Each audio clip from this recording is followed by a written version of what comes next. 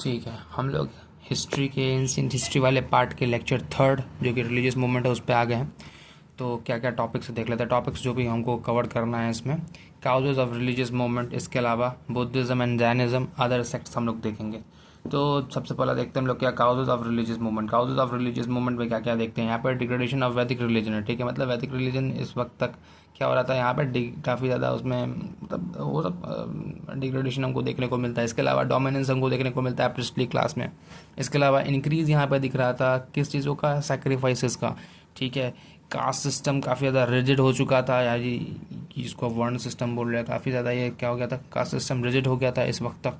इसके अलावा ये जो वर्ण सिस्टम जो बेसिकली दिया गया है, ये ऋग्वेद के 10th चैप्टर, कौन सा चैप्टर है ये, पुरुष सूक्त मंडल में ये है, ठीक है। डिफ़िकल्ट लैंग्वेज ऑफ वेदास देखने को मिलता है हमको यहाँ पे। वेदास काफ़ी डिफ़िकल्ट लैंग्वेज हो गए थे, ये सब कारण थे, रिलीजियस मूवमेंट के काउजेस थे। इकोनॉमिक राइज हमको देखने को मिलता है शूद्रास का, ठीक है। अब आगे देखते हैं लाइफ ऑफ लॉर्ड बुद्धा, ठीक ना।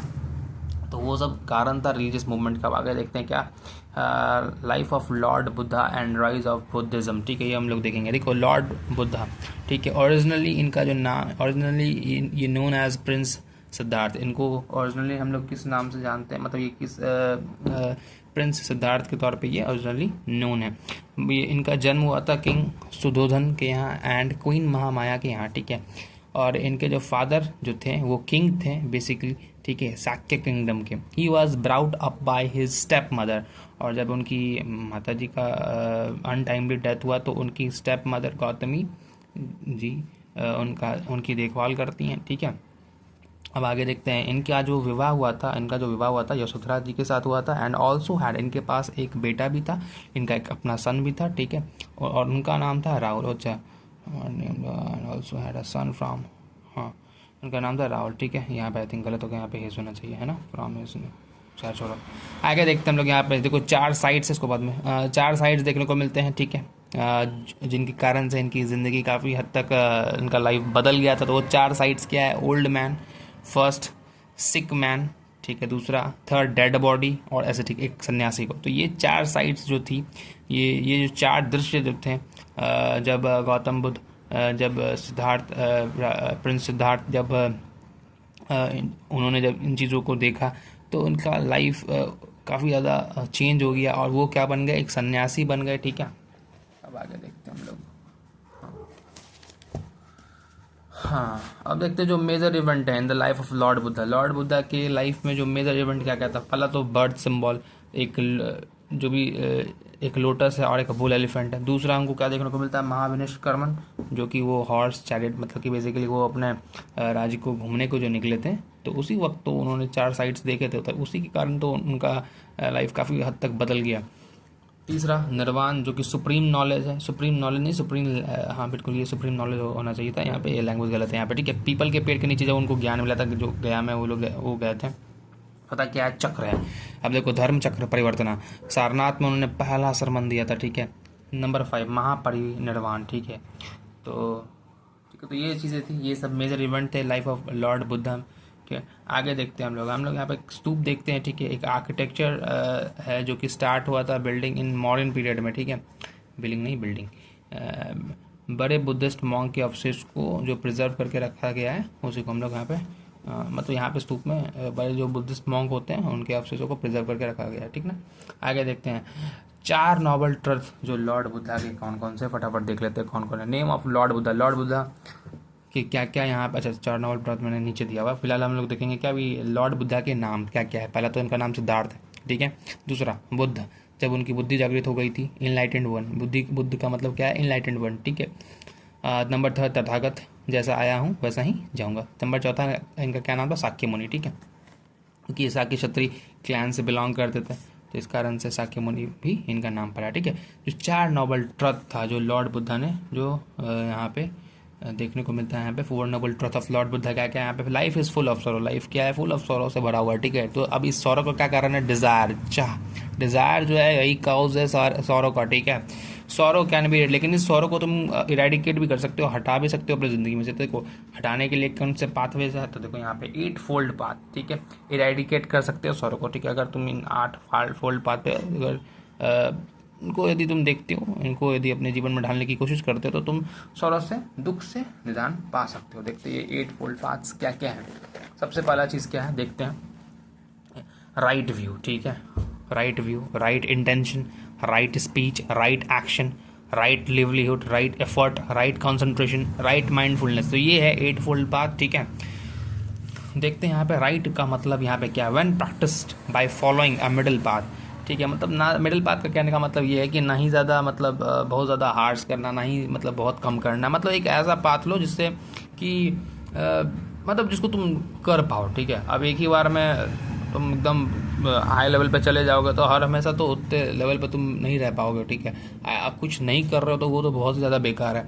तो एक ऐसा पाथ लो, धीरे धीरे ही करो लेकिन चीज़ें हो सकती हैं। ठीक है, other teaching of Lord Buddha हम लोग देखते हैं। Other teaching of Lord Buddha में क्या क्या यहाँ पे ही बिलीव, उनका मानना था क्या, नॉन वायलेंस में। ठीक है, उनका क्या मानना था, नॉन वायलेंस में। इसके अलावा ये बिलीव करते थे कर्मा में।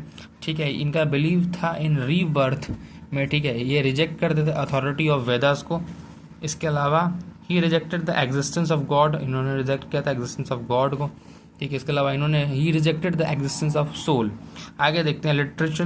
बस ये थोड़ा सा हमको डाउटफुल लग रहा, पता नहीं ये सच में इन्होंने रिजेक्ट किया था भी या नहीं, मुझे आइडिया नहीं है भाई। ठीक है, चलो देखते हैं आगे, तुम एक बार सर्च कर लेना है। ठीक है, अदर टीचिंग्स लॉर्ड बुद्धा के। ठीक ना, literature of Buddhism. Literature of Buddhism हम लोग देखते हैं। लिटरेचर ऑफ बुद्धिज्म क्या क्या है यहाँ पे, जो मोस्ट इंपॉर्टेंट सोर्स है बुद्धिज्म का वो क्या है, त्रिपिटका। ठीक है, या इसको त्रिपिटका भी बोलते हैं। Written in Pali language. कौन सा लैंग्वेज में ये त्रिपिटका लिखा हुआ है, त्रिपिटका लिखा हुआ है, पाली लैंग्वेज में लिखा है। आगे देखते हो हम लोग, देयर आर सुत्त पिटका, देखो यहाँ पे और कौन कौन से लिटरेचर देखो यहाँ पे, सुत्त पिटका है। ठीक है, अदमी धम्म पिटका है, विनय पिटका है। ठीक है, त्रिपिटका आई थिंक यही है क्या, हाँ नहीं वही जो त्रिपिटका तुमने देखा है ना वही यही है, सुत्त पिटका, अभिधम्म पिटका, विनय पिटका। ये जो सुत्त पिटका है ये वन लाइनर है लॉर्ड बुद्धा जी के। ठीक है, अभिधम्म पिटका जो है धर्म के बारे में बताते थे। विनय पिटका क्या है, ये बेसिकली कोड ऑफ कंडक्ट है। ठीक है, किसके लिए, फॉर द मॉन्क्स के लिए जो कि मोनास्ट्रीज में रहते हैं। आगे देखते हैं हम लोग, मिलिंद पन्ना। मिलिंद पन्ना है क्या, बेसिकली एक तरह का लिटरल मीनिंग, सॉरी इन पाली में क्वेश्चन ऑफ, बेसिकली एक मिलिंद जी का राजा थे। ठीक है, इंडो ग्रीक किंग थे, का नाम मेनेंडर फर्स्ट था। ठीक है, तो बेसिकली ये जो मिलिंद पन्ना है बेसिकली एक तरह का क्वेश्चन है जो कि मिलिंद जी से किया गया था। ठीक है, इसका लिटरल मीनिंग पाली लैंग्वेज में ये यहाँ पे कहा गया, देखते आई थिंक यही होना चाहिए। It was basically written around 100 BC, इसको लिखा गया 100 BC के अराउंड में। ठीक है, it contains a dialogue between the, एक तरह ये क्या कंटेन करता है, डायलॉग्स कंटेन करता है बिटवीन इंडो ग्रीक किंग और मेनेंडर प्रथम और मिलिंद ऑफ बैक्टीरिया, उसी को बोला गया बैक्टीरिया एंड सेज नागसेना। ठीक है, तो राजा मनेंद्र प्रथम या उसको मिलिंद भी बोला जाता है, और बैक्टीरिया ग्रीक वाले रीजन के। ठीक है, या एंड सेज नागसेना। ठीक है, एक साधु है नागसेना, इनका नाम है, where Milinda ask questions on Buddhism to the sage. ठीक है, जहाँ पे जो मिलिंद है वो क्वेश्चंस आस्क करते हैं बुद्धिज्म के ऊपर। ठीक है, नागसेना सेज जी से। ठीक है, अब आते हैं बुद्ध चरिता। बुद्ध चरिता क्या था समझने की कोशिश करते हैं। बेसिकली बुद्ध जो चरिता जो है ये एक तरह का एपिक पोएम है। क्या है, एक तरह का एपिक पोएम है जो कंपोज करता है, इसको कंपोज किया गया संस्कृत लैंग्वेज में बाय अश्वघोष जी के द्वारा। ठीक है, कौन सी 2nd सेंचुरी AD में इसको कंपोज किया गया था। It is about the life of Buddha. इसमें ये किस चीज़ के ऊपर डिपेंड, ये किस चीज़ के ऊपर है, तो लाइफ ऑफ बुद्धा जी के ऊपर ही है। अब आगे देखते हैं दीवांश एंड महावंश, पता नहीं यही नाम है क्या, दीवांश और महावंश, आई थिंक यही होना चाहिए, चेक करना वैसे तो। द श्रीलंकन बुद्धिस्ट लिटरेचर, ये कौन सा, अच्छा ये कौन सा लिटरेचर, ये श्रीलंकन बुद्धिस्ट लिटरेचर, दीवांश और महावंश। ठीक है, अब देखो यहाँ पे दिव्यावदान और अशोकावदान। ठीक है, ये तिब्बतन बुद्धिस्ट लिटरेचर। ठीक है, दिव्यावदान और अशोकावदान ये क्या है, तिब्बतन बुद्धिस्ट लिटरेचर। आगे देखते हैं झटका टेल्स। देखो झटका टेल्स, स्पेलिंग मिस्टेक है आई थिंक।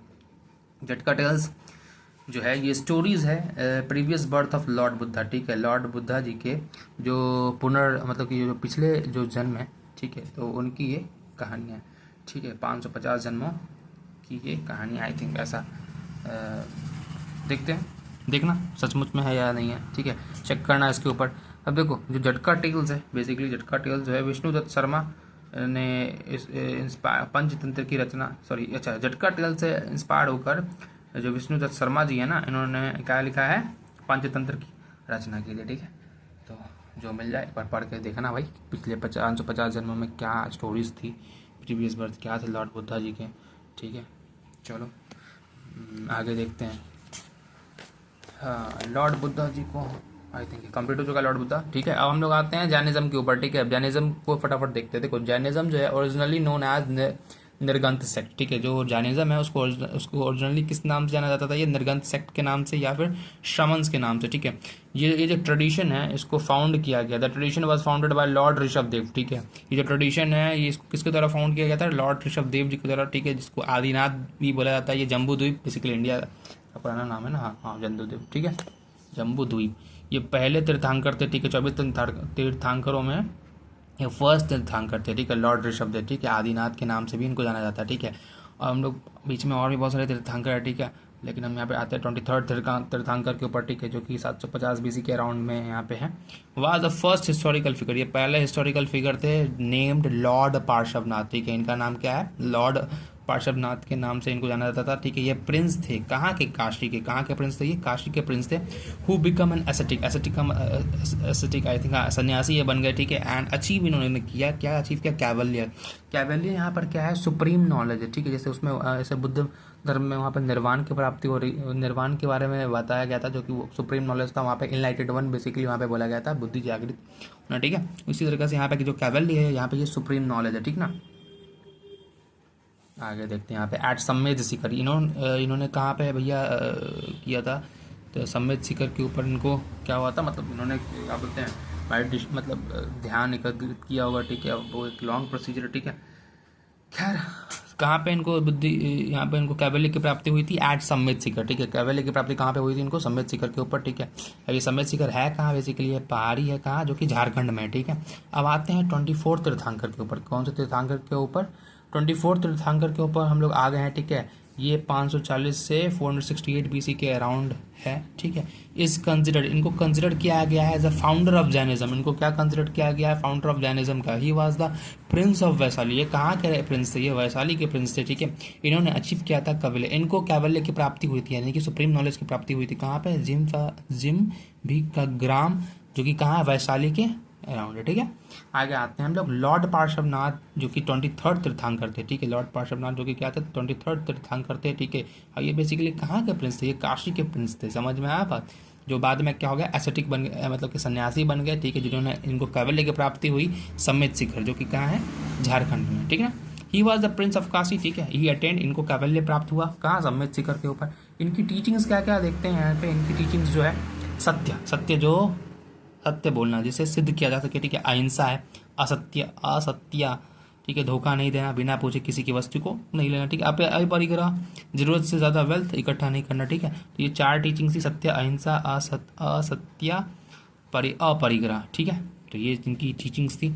ठीक है, 6 lakh were follower at that time, इस वक्त पे लगभग 6 लाख फॉलोअर थे इनके। समझ में आ गया। ठीक है, आगे देखते जल्दी से हम लोग। अब आते हैं life of Lord Buddha. Lord Buddha ji का जिंदगी कैसा था, लाइफ कैसा था, देखने की कोशिश करते हैं, समझने की कोशिश करते हैं। इनका जो बॉन्ड, इनका जो बॉन्ड हुआ, ये बॉन्ड कहाँ में हुए थे, वृद्धिमान में हुए थे। ठीक है, सॉरी गलत हो गया, Lord life of Lord Buddha. ठीक है, अच्छा ठीक है, सॉरी, इनका जो जन्म हुआ था। ठीक है, और उस वक्त इनका नाम क्या था, Vardhaman to king Siddhartha, sorry, अच्छा इनका जन्म क्या था, वृद्धिमान था। सॉरी गलती हो रहा है। खैर चलो, इस वीडियो को हम लोग यहीं पे रहने देते हैं। ठीक है, अब अगले वीडियो में हम लोग लाइफ ऑफ लॉर्ड महावीर के बारे में हम लोग बातचीत करेंगे। ठीक है, इन पार्ट 2 में रहने देते हैं। ठीक ना, बाय बाय।